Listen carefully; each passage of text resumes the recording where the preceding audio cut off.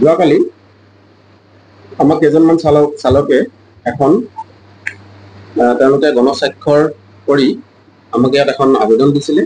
ইয়াত আমাক উল্লেখ কৰিছে যে নুমলীগড় ৰিফাইনেৰীৰ অন্তৰ্গত আমি LPG গাড়ী চালকসকলে আমি আমাৰ মৌলিক প্ৰাপ্য মাহিলী উপযুক্ত দৰমহা আৰু অন্যান্য সমস্যাসমূহৰ ওপৰত ঊৰ্ধ্বতম কৰ্তৃপক্ষত বহুতবাৰ স্মাৰকপত্ৰ দিয়াৰ উপৰিও আলোচনাত বহাৰ পাছতো কোনো ধৰণৰ সমাধান নোপোৱাৰ বাবে আজি আমি নুমলীগড় ৰিফাইনেৰীৰ অন্তৰ্গত সকলো গেছ গাড়ী চালকে কৰ্মবিৰতি পালন কৰিবলৈ বাধ্য হৈছো বুলি সংবাদ মেলৰ যোগেদি মই আপোনালোকক এইটো জনাব বিচাৰিছো যে তেখেতসকলে যিখন আবেদন কৰিছে এইখন আবেদনৰ অনুসৰি অহা সোমবাৰৰ পৰা তেওঁলোকে ষ্টেইঙত নবহো বুলি আমাক জানিবলৈ দিছে সকলো চালকে।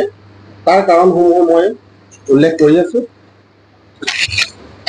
যোৱা 14/5/2024 তাৰিখে আমাক তেওঁলোকে এখন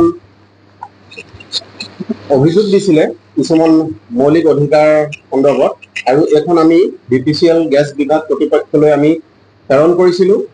কিন্তু তেওঁলোকৰ সাধাৰণ মৌলিক অধিকাৰ কেইটামান বিচাৰি পেলাই তেওঁলোকে এখন আমাক আবেদন কৰিছিলে। চালকসকলৰ মাহিলী উপযুক্ত দৰমহা দিয়াৰ ব্যৱস্থা কৰা, শৌচাগাৰ প্ৰস্ৰাৱগাৰ বিশুদ্ধ খোৱা পানীৰ ব্যৱস্থা কৰা আৰু মালিক পক্ষৰ দুৰ্ব্যৱহাৰ বন্ধ কৰাৰ লগতে অনাহক চালকক চাকৰিৰ পৰা অব্যাহতি দিয়া বন্ধ কৰা আৰু গেছ এজেঞ্চিসমূহক চালকক নিম্নতম 500 টকা জলপানী এটা দিয়াৰ ব্যৱস্থা কৰিবলৈ অনুৰোধ কৰিছিলে। তো এই সংঘাতত আমি যেতিয়া তেওঁলোকলৈ আমি এখন প্ৰেৰণ কৰিলোঁ, তেওঁলোকে ইয়াৰ পিছতে আমাক 19/6 আমাৰ লগত এখন বৈঠক হৈছিল নুমলীগড় ৰিফাইনেৰীত। এখন নহয়, মই আপোনালোকক জনাব বিচাৰিছো যে এখন নহয়, আমাৰ লগত 3বাৰকৈ আমাৰ লগত বৈঠক কৰিছে বিভাগীয় কৰ্তৃপক্ষই। কিন্তু চালকসকলৰ কোনো ধৰণৰ মাহেকীয়া দৰমহাৰ ওপৰত তেওঁলোকে আজিলৈকে সুবিচাৰ এটা কৰি দিয়া পৰিলক্ষিত নহল। 4/9/2024 তাৰিখে যিখন গোলাঘাট জিলাৰ প্ৰতিলিপি গোলাঘাট জিলাৰ DC মহোদয়লৈ দিয়া হৈছিলে, SP মহোদয়লৈ দিয়া হৈছিলে, DGM NRMTক দিয়া হৈছিলে, DGM NRLক দিয়া হৈছিলে, CGM NRL transporter association gas truck আৰু OC NRL ৰুৰেল পুলিচ ষ্টেচনলৈ আমি প্ৰতিলিপি পঠিয়াইছিলোঁ। এইখনত আমাৰ ৰিচিভ কৰা আছে, বিভাগীয় কৰ্তৃপক্ষই ৰিচিভ কৰি দিছিলে আমাক। তেতিয়া তাতে আমি উল্লেখ কৰিছিলোঁ যে 10/9/2024 তাৰিখৰ ভিতৰত যদি চালকসকলৰ এই মাহিলী দৰমহাৰ সমস্যাটো সমাধান কৰা পৰিলক্ষিত নহয়, তেতিয়াহ'লে তেওঁলোকে মৌখিকভাৱে আমাক জানিবলৈ দিছিলে যে তেওঁলোকে গণতান্ত্ৰিকভাৱে আন্দোলনৰ দ্বাৰা তেওঁলোকৰ যি দাবী, সেই দাবী কোম্পানীৰ আগত, গতিকে চালকসকলৰ গণতান্ত্ৰিক আন্দোলনৰ দ্বাৰা কোম্পানীৰ ক্ষয় ক্ষতিৰ বাবে নুমলীগড় ৰিফাইনেৰীৰ টেংকাৰ ট্ৰাক চালক সন্থা কোনো ধৰণে জগৰীয়া নহ'ব বুলি আমি তেওঁলোকলৈ এখন স্মাৰকপত্ৰ প্ৰদান কৰিছিলোঁ।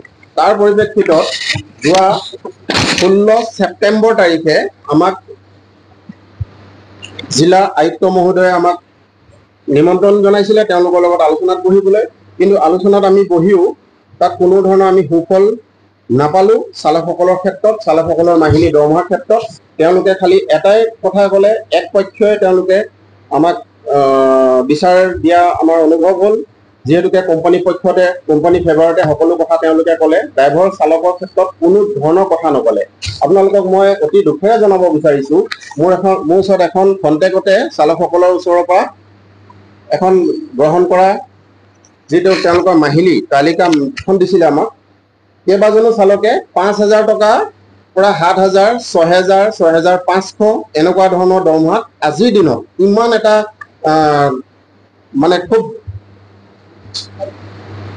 ব্যয়বহুল এতিয়া বস্তুবিলাক, যিহেতু খুব দাম বাঢ়িছে বস্তুৰ, এনেকুৱা সময়তো ড্ৰাইভাৰৰ কিন্তু যি অতীজৰ পৰা চলি থকা যিটো দামত আছিলে তাতকে তললৈহে গৈছে।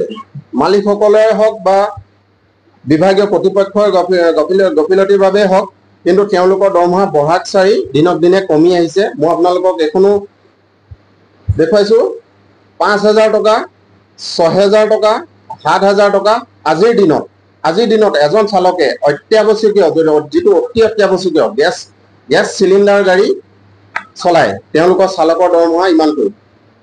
চাওক, যিটো সময়ত আপোনালোকে দেখিছে, যিটো সময়ত নানান ঠাইত আমাৰ বিদেশত ল'ৰা ছোৱালীবিলাকে পিজ্জা আৰু বাৰ্গাৰ খাই 5,000 6,000 টকা খৰচা কৰে, সেইটো সময়ত আমাৰ নুমলীগড় ৰিফাইনেৰী গেছ গাড়ীসকলৰ ড্ৰাইভাৰসকলৰ দৰমহাটো আপোনালোকে চিন্তা কৰি চাওক, 5,000 বা 6,000 টকা। ইয়াতকৈ লজ্জাজনক কথা কিবা হ'ব পাৰে নেকি?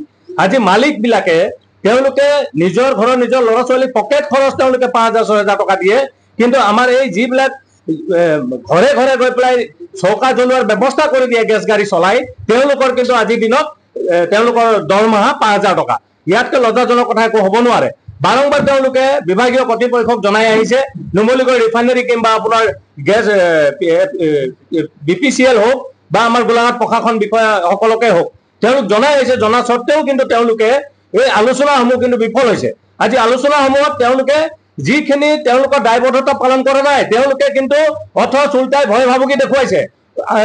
চালকসকলে কয়, আমি যদি নিজৰ ন্যূনতম প্ৰাপ্য আমি নাপাওঁ তেতিয়াহ'লে আমি কৰ্মবিৰতি ল'ম। তেওঁলোকে গাড়ী নচলাওঁ, ষ্টেৰিঙত নবহো বুলি পেলাই তেওঁলোকে বাৰম্বাৰ জনাই আহিছে। তদুপৰি কিন্তু তেওঁলোকে সেই কথাখিনি কাণ খাৰ নকৰি পেলাই কিন্তু ভয় ভাবুকি দি আহিছে।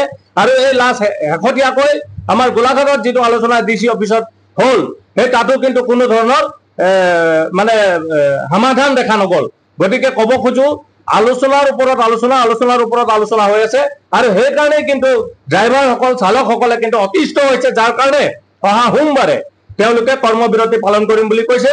গতিকে আমাৰ ইউনিয়নৰ যোগেদি আমাৰ ড্ৰাইভাৰ এণ্ড ট্ৰাক চালকসকলৰ যি ব্যৱস্থা তেওঁলোকে লৈছে, আমি সম্পূৰ্ণ সমৰ্থন জনাইছো আৰু এই কথা আপোনালোকৰ আগত অৱগত কৰিছো।